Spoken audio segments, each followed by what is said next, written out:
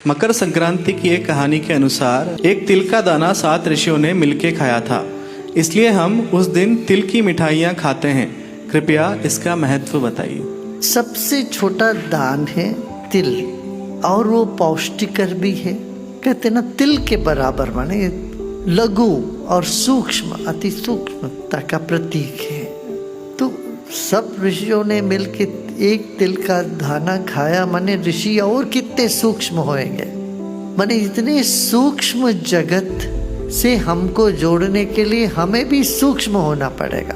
हमारा मन पत्थर जैसा लगता है जब हम दुखी होते हैं, और हल्का लगता है जब हम प्रसन्न होते हैं, और अति सूक्ष्म लगता है जब हम अध्यात्म के विचार से भरे हुए होते हैं। और ऋषित्व की प्राप्ति में हम अणु के जैसे होते, अणोरणीयान, अणु से भी छोटे अणु जैसे होते हैं। वही हमारी चैतन्य सत्ता है, आत्म सत्ता है। ये इसका अनुभव होने पे पता चलेगा।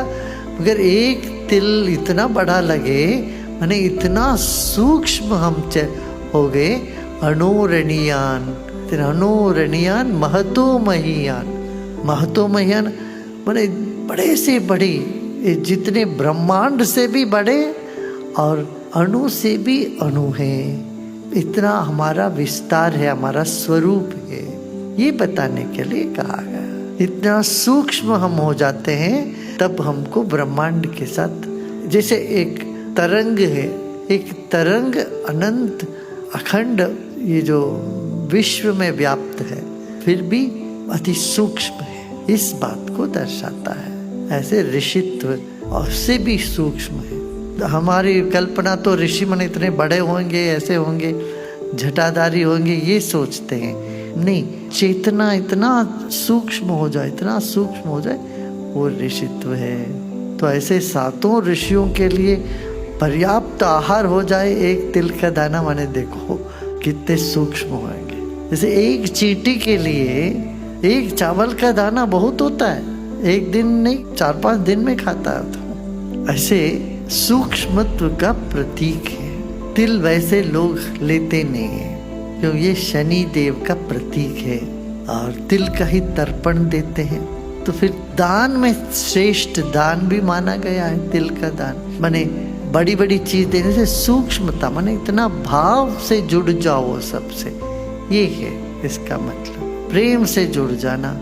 अच्छा, फिर वो सिर्फ तिल कोई नहीं लेते, गुड़ के साथ सब ले लेते हैं। मधुरता, इसलिए तिल और गुड़ साथ में देते लोग। सिर्फ सूक्ष्म होना काफी नहीं है, साथ में मधुर भी होना चाहिए।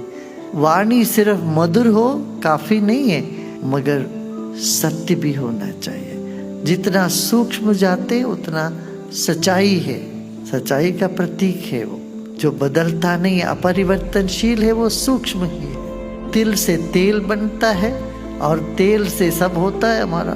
सिर में लगाने से लेके खाने तक सब कुछ तेल के बिना चलता नहीं है। जैसे गौ माता का पूजा करते, गोधन सबसे बड़ा धन माना जाता है, ऐसे तिल का भी इतना ही महत्व दिया गया है। और पहला जो फसल है वो सिर्फ अपना मत खाओ, समर्पण करो, भगवान को समर्पण करो, और सबको समाज में एक दूसरे को दे करके बांट के खाओ, बांट के जियो। ये संदेश है मकर संक्रांति।